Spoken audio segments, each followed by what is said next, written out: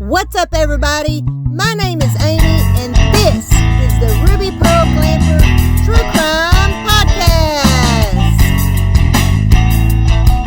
Get your way that you're sitting on top of the world.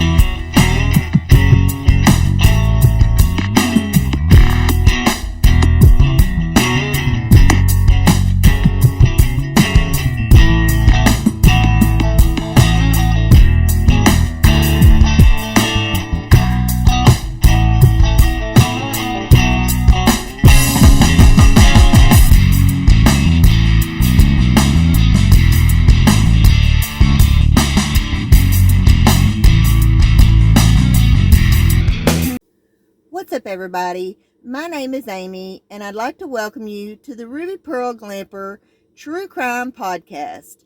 I also have a weekly podcast over on Spotify and Anchor, and I'd like to invite you to follow me over there. Just search the Ruby Pearl Glamper True Crime Podcast, but I'll also leave a link in the description box below. Today I'm going to take you back to the 90s. And I'm going to talk about a case very, very near and dear to me. A case that I have followed from day one until today. It is the case of the West Memphis 3, the childhood murders at Robin Hood Hills. In May 5th, 1993, 3 young boys were found brutally murdered, naked and hogtied, in a drainage ditch in Robin Hood Hills in West Memphis, Arkansas. Stevie Branch, Christopher Byers, and Michael Moore were all 3 best friends, and they were in the Cub Scouts together. They were last seen around 6 to 6:30, riding their bikes.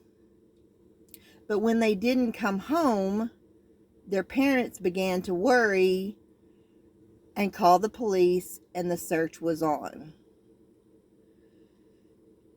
The boys' bodies were found, and the search for the killer was on. About a month later, I'll never forget it. I was sitting in my living room watching the news when it came on that they had arrested 3 teenagers for the murders of Christopher Byers, Stevie Branch, and Michael Moore. They arrested Damien Echols, his best friend, Jason Baldwin, and Jessie Misskelley, 3 local teenagers who were heavy metal, loved heavy metal music, and they wore black and such. And Damien was basically kind of deemed the weirdo of West Memphis. And I'll never forget when it came on the news that they had arrested them. The first thing out of my mouth was, those evil little bastards. Even though we have the presumption of innocence until proven guilty, a crime that heinous, and then you see them arresting 3 teenage long-haired guys, I don't know, something in you, you think, well, they're being arrested, they must be guilty.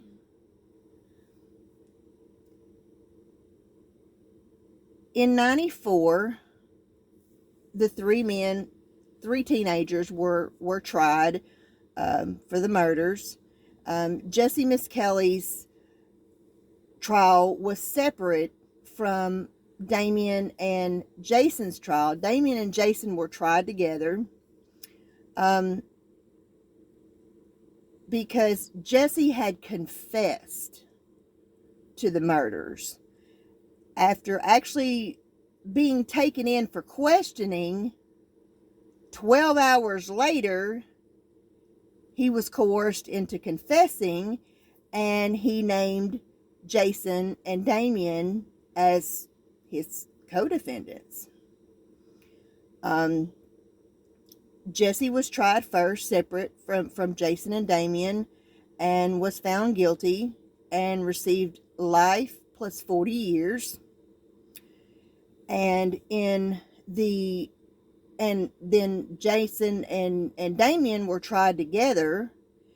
Jason received life without parole, and Damien received the death penalty because he was deemed the ringleader of this satanic worshiping cult that killed these 3 little boys and sacrificed them to Satan. That's one thing I've never understood about this case is if I were investigating a crime and I found 3 children naked and hogtied, 3 devil-worshipping teenagers would not be the first thing that came to my mind who might be suspect of killing these children. The first thing that comes to my mind is a deviant sexual predator.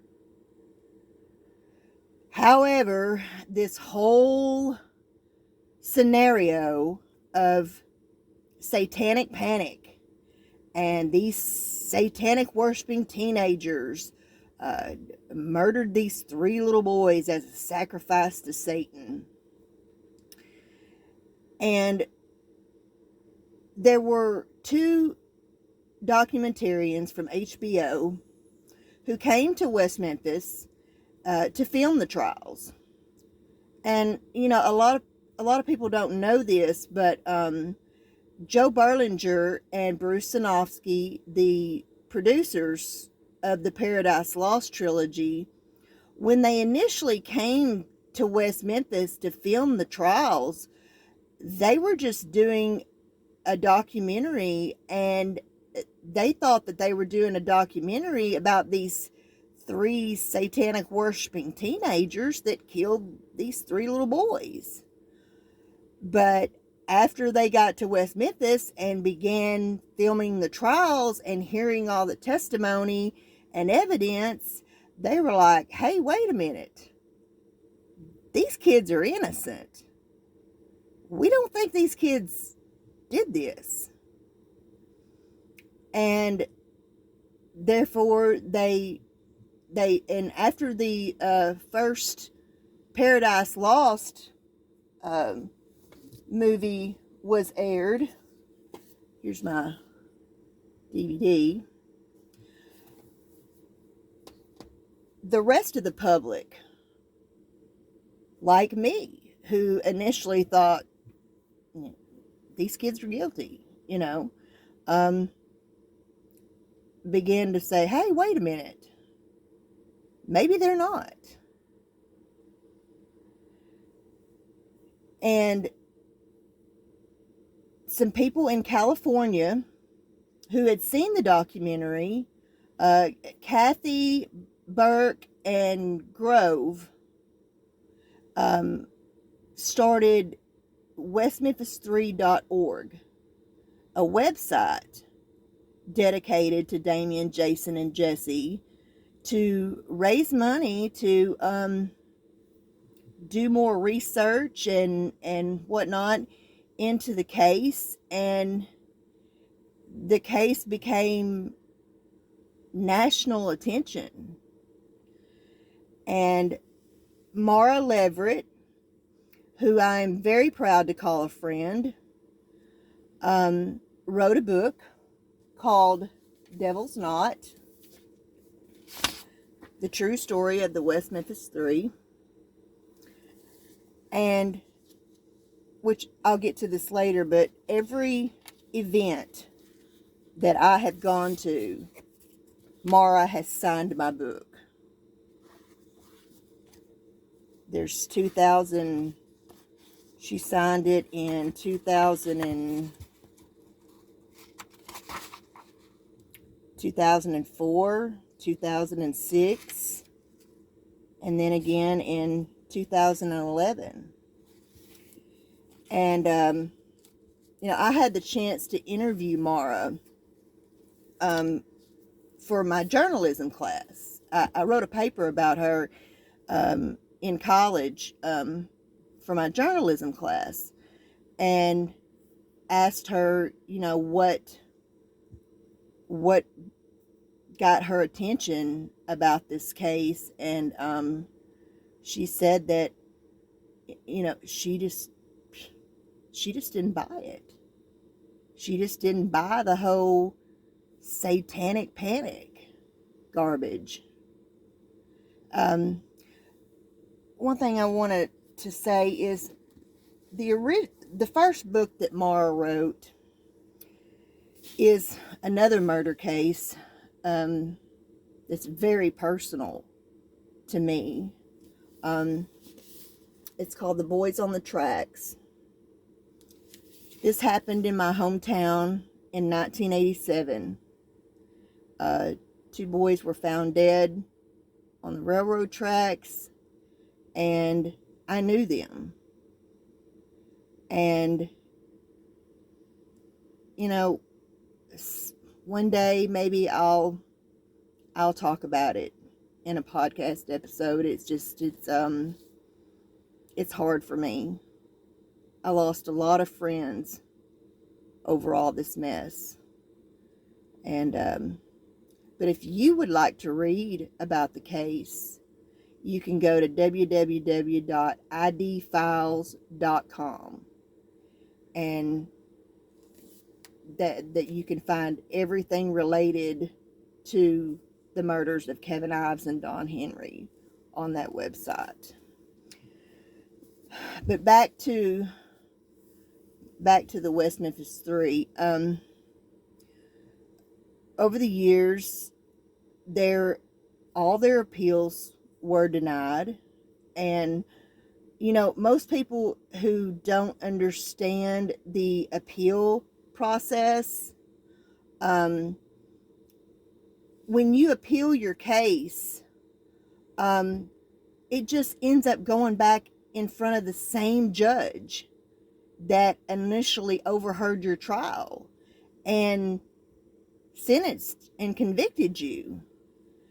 And then if it gets sent to the Supreme Court, and the Supreme Court can either deny it, or they might find some kind of fault. But what happens is they kick it back down to the original court and the original judge who overheard your trial. And Judge Burnett denied every appeal that was ever put in front of him regarding the West Memphis Three. But, over the years, I fully believed in their innocence, especially after seeing the documentaries. And I became involved with a group called Our War, Arkansans Working Towards a Revolution. A group of ladies, Mara was part of it, Mary, Amanda, Wendy, Roy, Emily. I found this wonderful group of ladies and one lone man. Rest in peace, Roy. And began getting involved in doing activist work for the West Memphis Three. My youngest daughter, she, this trial, she was born in 98. Long after the case of the West Memphis Three. So she grew up her whole life knowing who Damien Echols, Jason Baldwin, and Jessie Misskelley were. It was almost like they were our neighbors. I can remember one time she was at a friend's house spending the night with a friend, and she called me and she said, "Hey, Mama, Damien and them are going to be on channel 4, 7, or 11, one of our local news stations, tonight. And I didn't know if you knew, so I was going to call you and tell you." She talked about them, and as if they were our neighbors,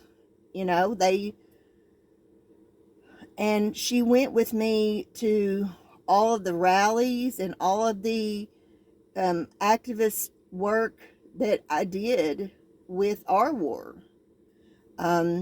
We worked on the first letter writing campaign with Mara Leverett and Jason Baldwin, and we delivered letters or delivered postcards sent in from people all over the world to the Capitol, to the governor's office. And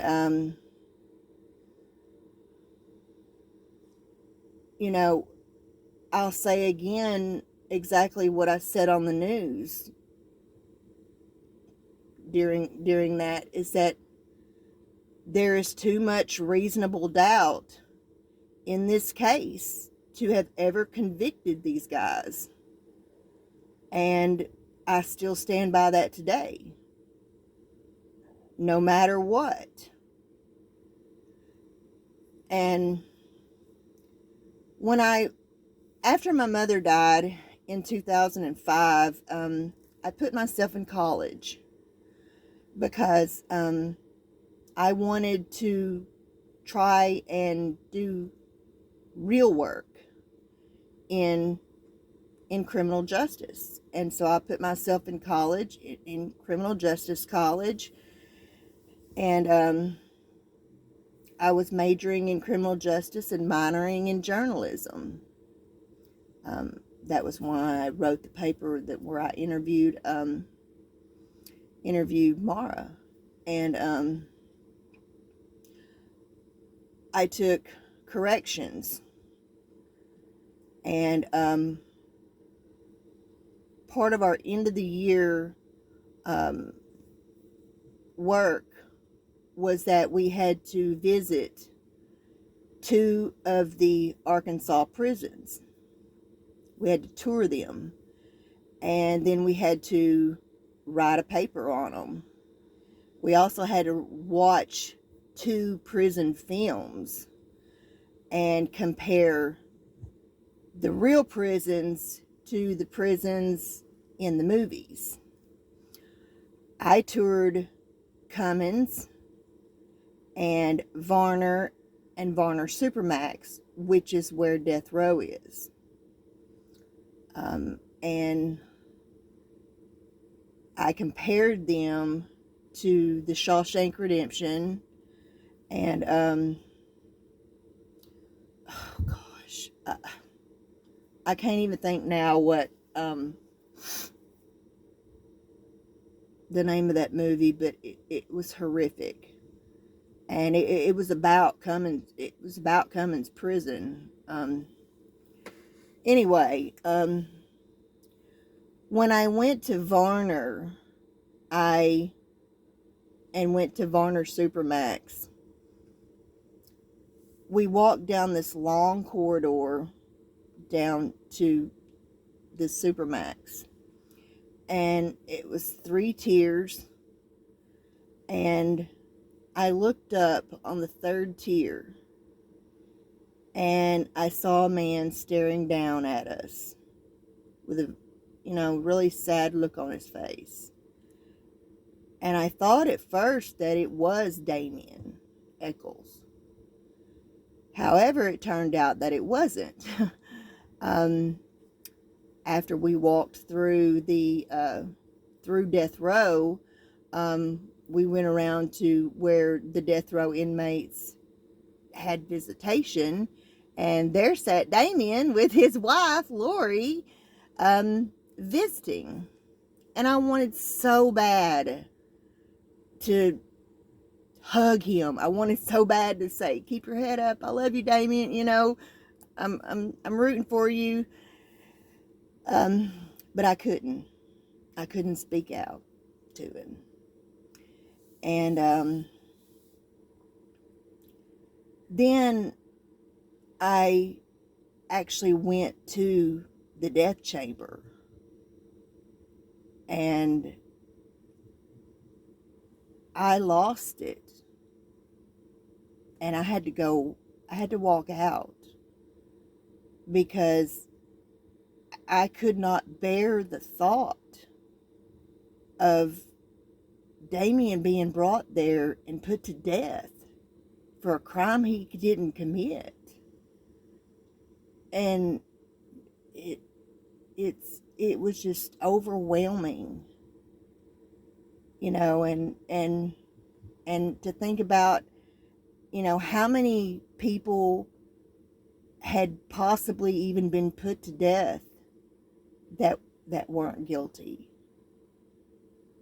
But when I walked in that room, that building, my mind just went straight to Damien, and I could not deal with it, and I had to walk out.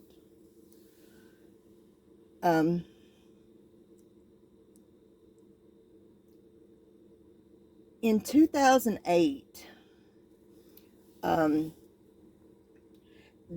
there was a DNA hearing, and the West Memphis 3 case had garnered major national attention.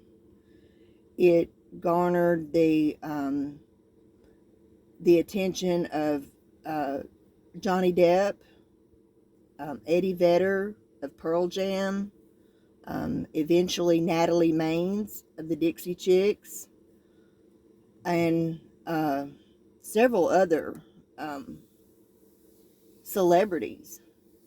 But Johnny Depp and Eddie Vedder got involved very early on after seeing the documentaries, because they could relate to Damien and how he was persecuted for being different, and the way he dressed and his music and all that. And so they got involved very, very early on.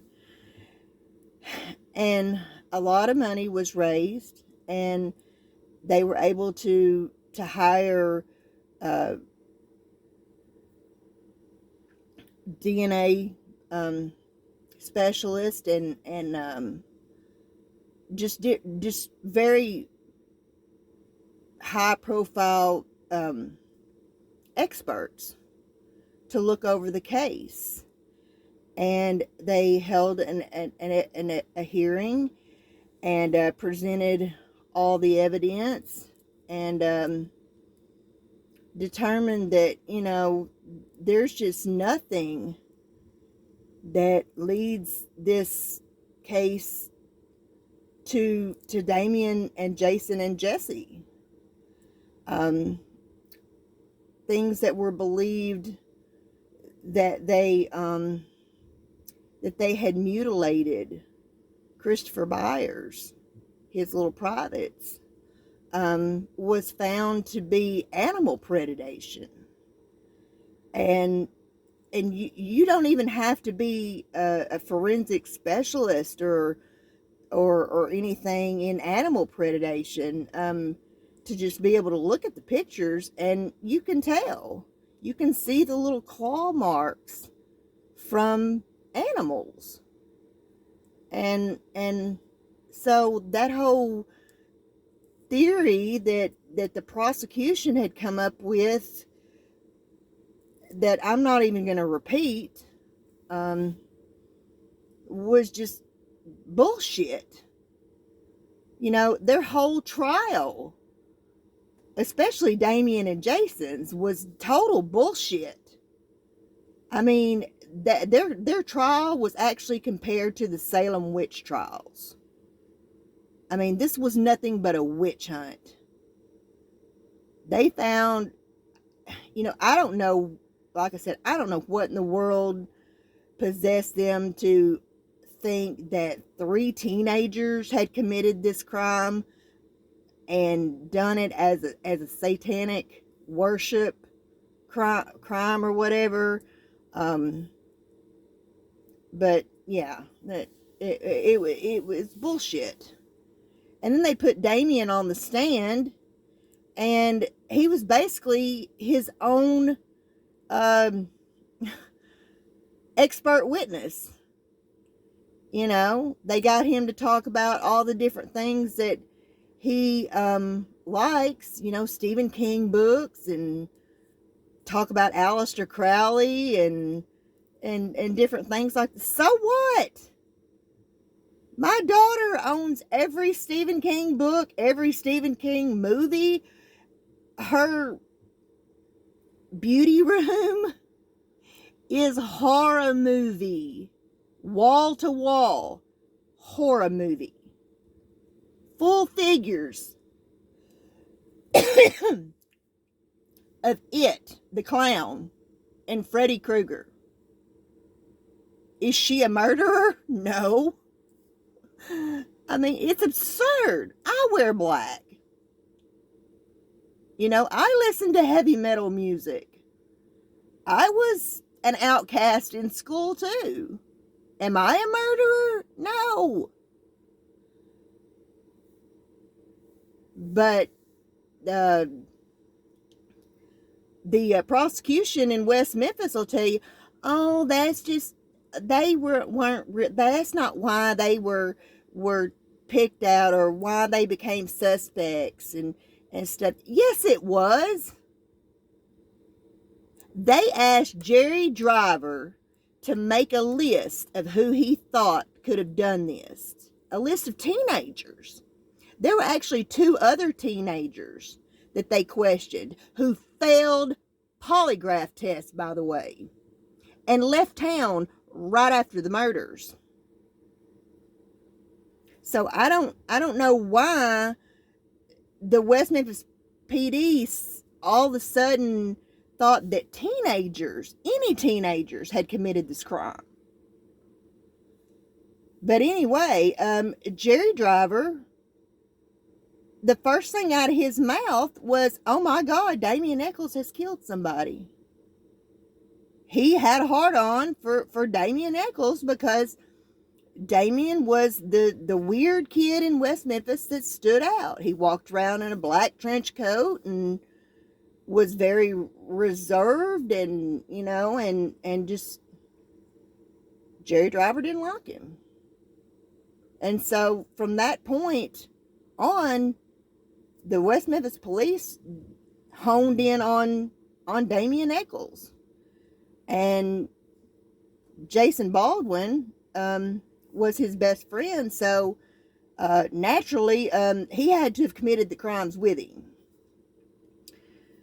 And so basically Jason was convicted of guilt by association. And even his attorney in the trial, Paul Ford, And can we just talk for 1 minute about how hot Paul Ford is? I've always thought Paul Ford was so hot. Okay, let's get serious now. Yes, Paul Ford is hot. But anyway, Paul Ford's like, guilt by association is a dangerous thing. And it is. And that's why Jason was convicted. There was no evidence whatsoever that placed Jason there. And then you have Jessie Misskelley, who, as I said, was originally taken in for questioning. He was interrogated for 12 hours. And what they were interrogating him about was Damien. And they coerced him into a confession. And, even at his trial, his attorney, Dan Stidham, who I had the utmost respect for. I love Dan Stidham. Dan Stidham has stood by Jessie Misskelley from day one to this very day. And, he made a promise to Jessie, and he has stuck by it. And I so commend Dan Stidham for that. But, anyway, back to the new evidence. So in 2010,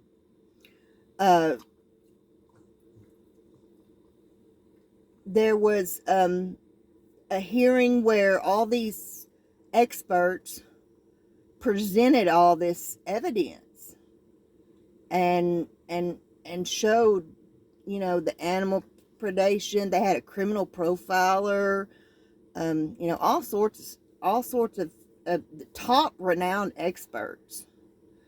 And, excuse me,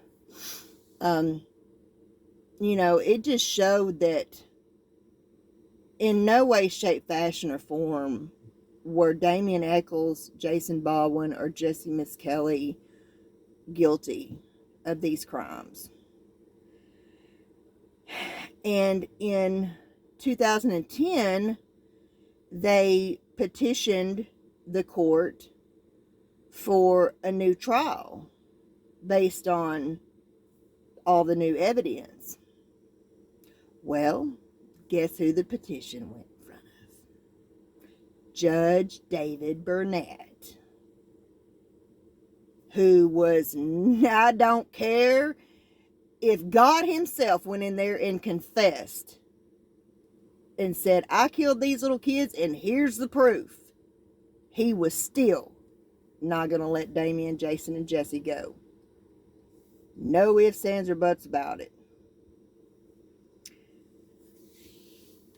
And so he denied it.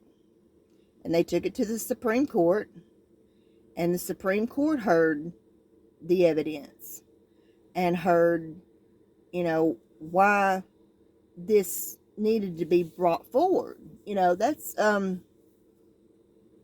just because this evidence has come to light so many years later, if someone's innocent, they're innocent, and they should not be in prison for a crime they didn't commit. And, as we all know, technology has advanced a whole lot since 1994. So anyway, the Supreme Court granted them a hearing, and they went back to court, and they were going to get a hearing in 2000 in December, supposed to get a hearing in 2011, in December of 2011. However, in a surprise twist, they were taken to court. And August 19th of 2011, they had a surprise hearing at the courthouse in Crittenden County, and the guys were offered a deal to enter an Alford guilty plea. And I had to be there. I had to go and see this. And so my friend Kevin and I rode his motorcycle. I rode on the back of his Harley all the way from Benton, Arkansas to Jonesboro to see this. And the guys entered an Alford guilty plea, which meant that they were pleading guilty to the crimes, but allowed to maintain their innocence. They were given a suspended sentence, and they were released. And I was standing out back after the hearing, and I saw Damien and Jason come out the back door with Eddie Vedder and Natalie Maines, and I cannot tell you what a sight it was to be able to see those two walk out of that courthouse together. It was like, and I didn't know them as teenagers. It was like it had all never happened. And they were best friends again, getting into a vehicle with their friends Eddie Vedder and Natalie Maines and going somewhere. I didn't get to see Jessie leave. Jessie left through out the front of the courthouse. I was in back of the courthouse. Actually, Stevie Branch's uncle was back there, and he was raising all kinds of hell, and the cops had to come back there. It was crazy. But anyway, bringing you up to date today, Jason got married to Holly. Damien and Lori are still together. Damien has written a few books. He has a YouTube channel, which is excellent, where he teaches magic.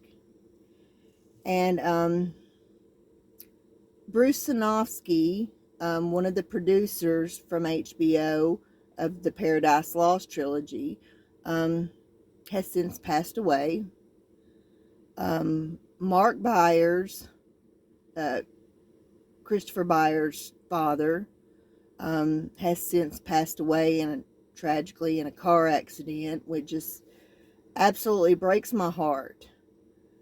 Because, he believed for so long that they were guilty, and then when he let go of his emotions and looked at the evidence, the new evidence and everything, he realized that they were not guilty. And the same goes for Pam Hobbs. She also had doubts. And there's some of the evidence that was discovered by these experts actually points to her ex-husband, Terry Hobbs. A hair found in one of the ligatures is a DNA match to Terry. Also, Pam, when Stevie's body was recovered and his clothes and stuff, Stevie's pocket knife that her dad had given him, that he always had on him, was missing. And Pam found Stevie's little pocket knife in Terry's toolbox, which has never been explained. Now, you know, a lot of people think that Terry's guilty, but the evidence is weak. You know, I would need, for me as a jury, if I were on a jury to convict him or for him to stand trial, I would need more evidence to, you know, in order to convict him. Do I think he could be guilty? Absolutely.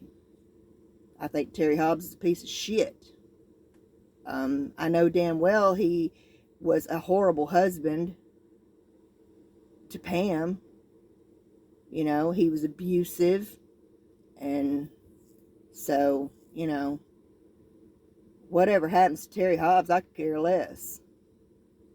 All I care about is Pam.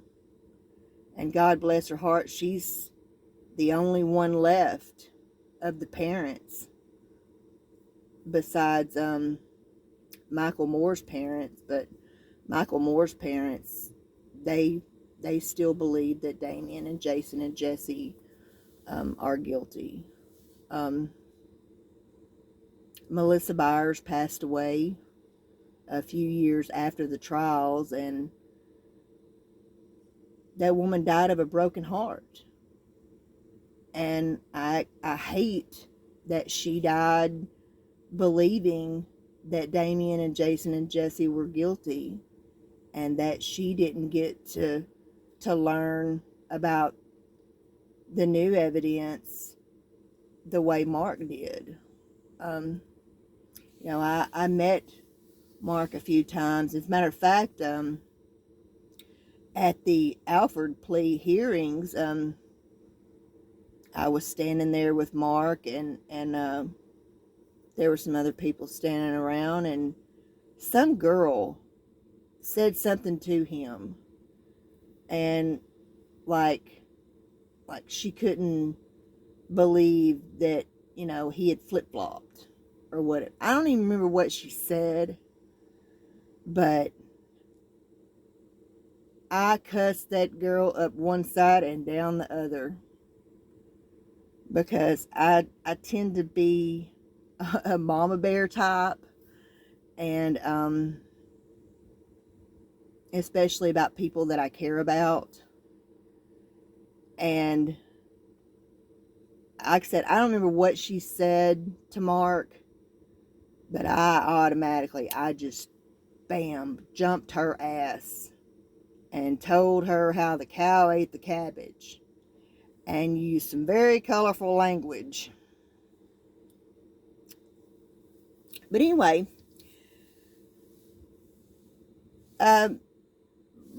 bringing the case forward to today,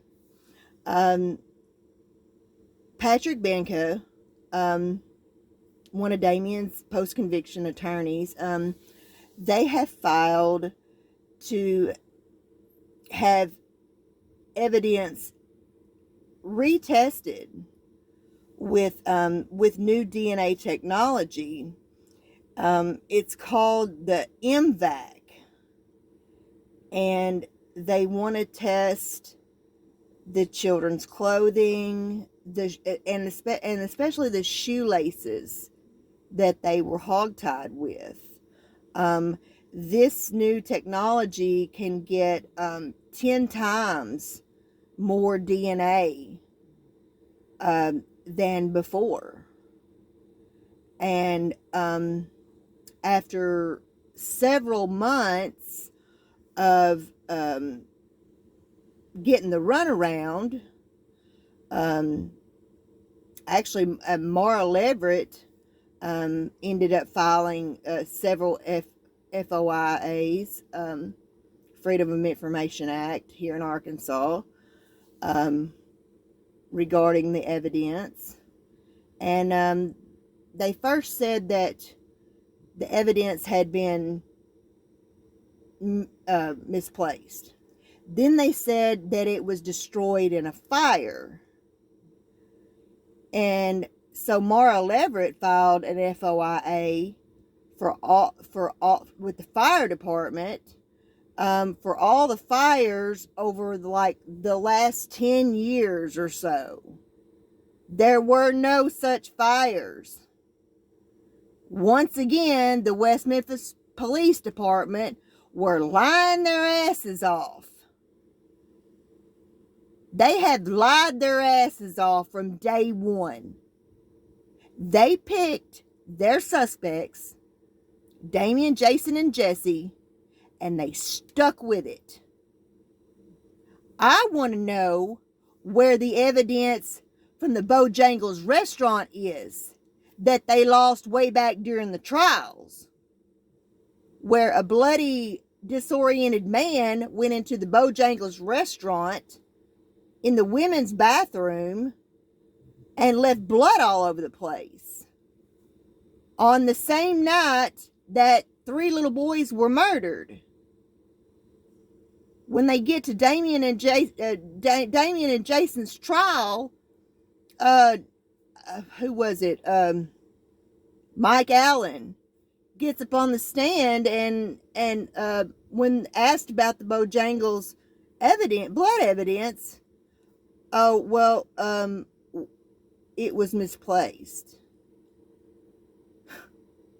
You misplaced blood evidence in a capital murder trial of 2 teenagers. Actually, Jessie had already been convicted. Of these 2 teenagers that could exonerate them. And you fucking lost it? Bullshit. I want to know where that evidence is.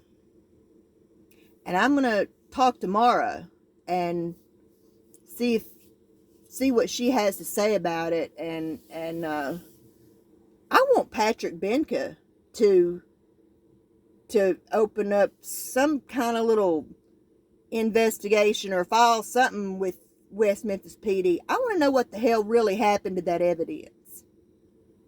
Because without that evidence from the Bojangles restaurant, we'll never know if Mr. Bojangles, as we all refer to him as, could have killed those 3 little boys.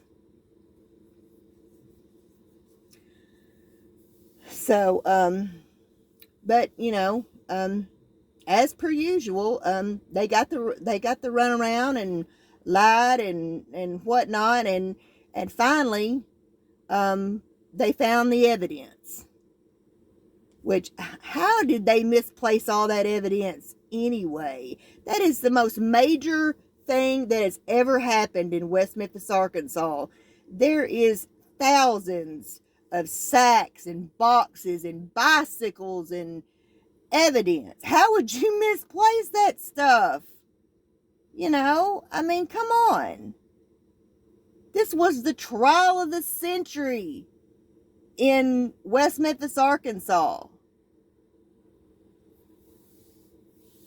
They just lie. Because Arkansas is so crooked. They just don't want to admit when someone might be innocent. They don't want to be proven wrong. And believe you me, of all cases that the state of Arkansas wants to go away, they want these 2 cases right here to go away. Kevin's mother, who has fought for many, many, many years for justice for Kevin and Dawn died last year. And, you know, no one was ever brought to justice for their murders. Those of us who grew up in Saline County during that time, though, we know who did it. We know. But you know what? That's not good enough. But they'll face judgment one day in front of the man upstairs. And you know what? The real killers of Stevie Branch, Christopher Byers, and Michael Moore, they may never stand trial either. That person or persons may never stand trial either. But they will face the man upstairs. And their judgment will come. I am a full believer in karma. I have seen karma work many, many, many times. People that have done me dirty, I've watched karma get those people.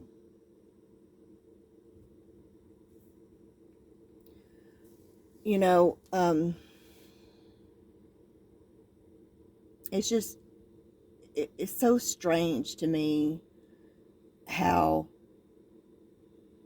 I've lived through this whole ordeal and followed this whole ordeal with the West Memphis 3. From day one that they found the little boys, to the arrest, to the trials, to the appeals, and then I was there the day they were set free. You know, I met Pam, Damien's mother, and his sister Michelle at a screening at a special screening of Paradise Lost 3, Purgatory, which is this one. And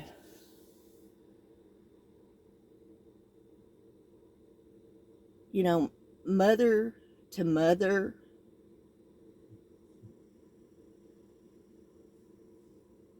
when I hugged Pam Echols, I didn't want to let her go. And I know she probably thought I was a weirdo or something, you know, but when I hugged that woman, I did not want to let her go, because my heart just broke for her, that she had had to live through her son being tormented in prison. And I also, for a few years, was really close to Matt Baldwin, Jason Baldwin's younger brother. And he and I would talk on the phone for hours. But he had a girlfriend that was jealous and a bitch, and she didn't like him talking to me. And I had no kind of romantic interest in Matt or anything like that. I just cared about Matt. And Matt and I had a lot of things in common that we would talk about that he evidently wouldn't talk about with her. And that made her mad. And so I lost touch with Matt and, you know, wasn't able to talk to him anymore.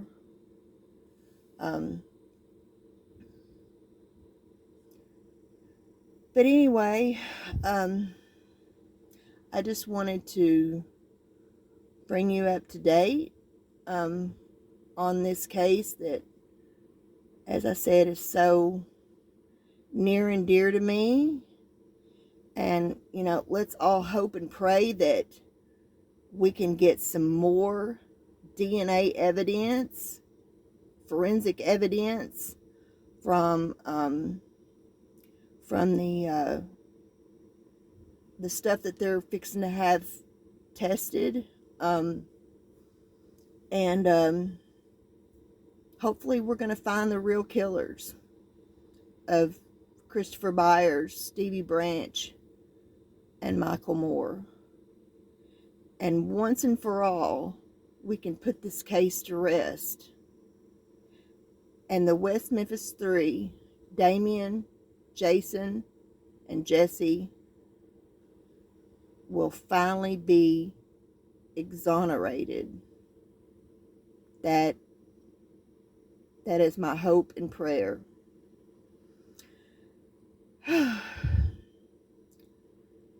Everyone, have a great night. I do want to give a special shout out to Mara Leverett, my hero. Mara's one of my heroes, I have to say. I just admire that woman so much. And I want to give a special shout out to Damien and Jason and Jessie. I love you guys. All I want to see is your happiness. And I want to see you finally, truly free and exonerated for a crime that you did not commit. Good night, everyone. And please, be the change you wish to see in this world. As Michael Jackson said, it starts with the man in the mirror. Good night, everyone. Peace out.